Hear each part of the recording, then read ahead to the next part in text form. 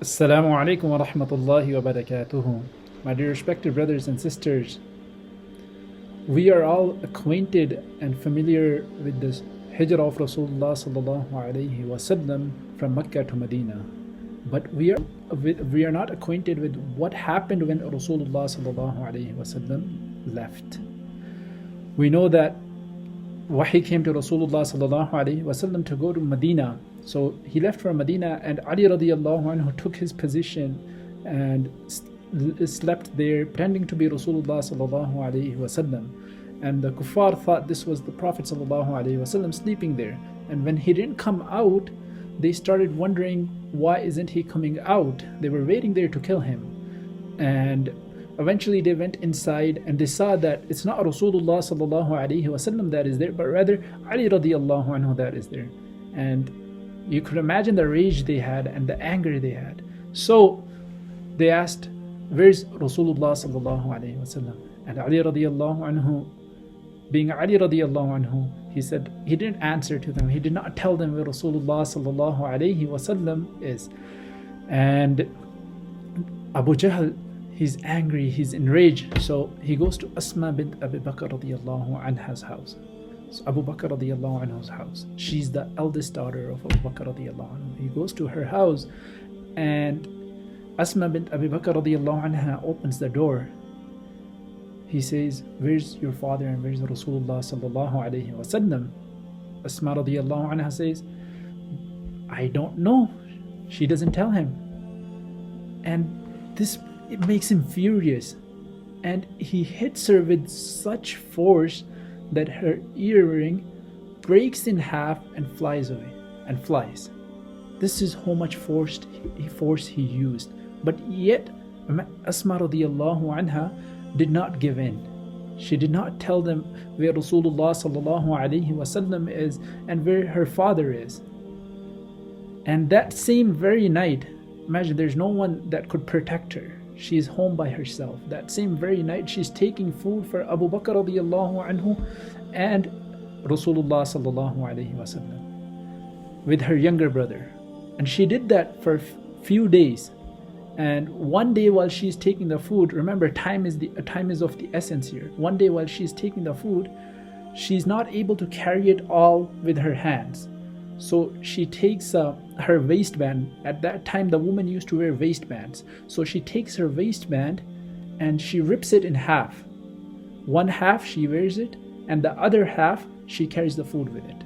So she takes that food to Rasulullah sallallahu alaihi wasallam, and Rasulullah sallallahu alaihi wasallam, when he sees this, he starts calling her Dhatun Nitaqayn, meaning the girl with two waistbands. And this is not the only sacrifice Asmā bint Abu Bakr radiallahu anha went through. She was married to Zubair ibn al-Awwam. He is one of the Sahaba who is from the Ashara Mubashara, people who are granted Jannah. So he wasn't very well off. In fact, one time Asmā radiallahu anha went to her father and she complained about this. So he said, don't you know he's from the Ashara Mubashara? He's promised Jannah. And this is what made her stay with Zubair ibn al-Awwam radiallahu anhu. When they left Mecca, they only had a horse and a camel when they left Mecca. And when they were in Medina for the next few years, it was similar conditions. Then Rasulullah sallallahu alaihi wasallam gave them this piece of land which had some date trees, but this was far from Medina. So it was quite a bit of walk from her house. So she took the responsibility of feeding the horse and the camel they had.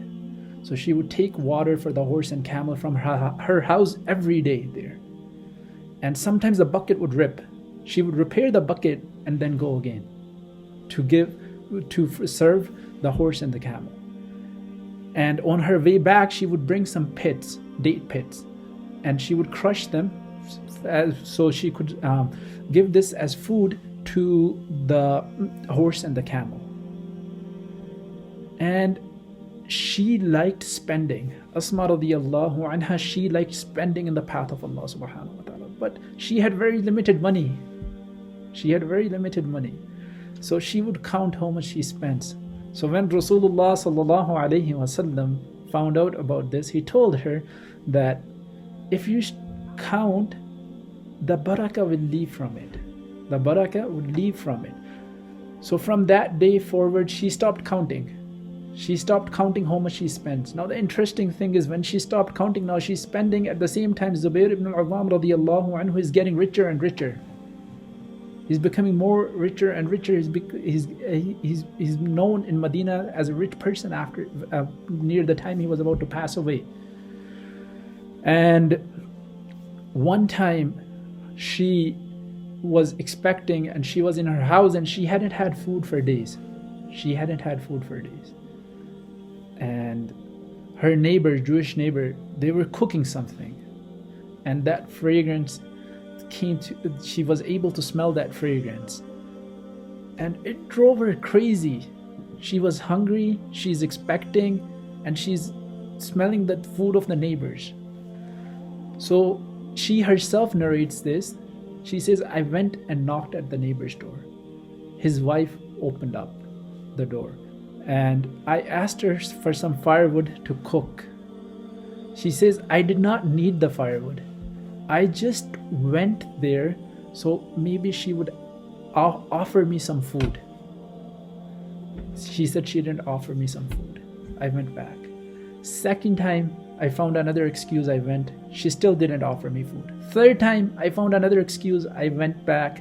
She still did not offer me food. Then she came back and she started crying. She started crying. And then she asked Allah, Ya Allah, take care of me.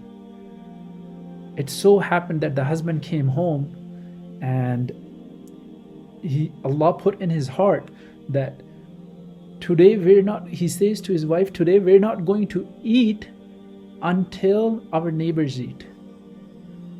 So they gave food to Asmā radiyallahu anha. This was their yaqeen in Allah subhanahu wa ta'ala, and their trust in Allah subhanahu wa ta'ala. And for every situation, we would find a sahabi or a sahabiyat who we could relate to for every single situation. No matter what the situation is, a sahabi or a sahabiya has been through it. We just need to find those sources.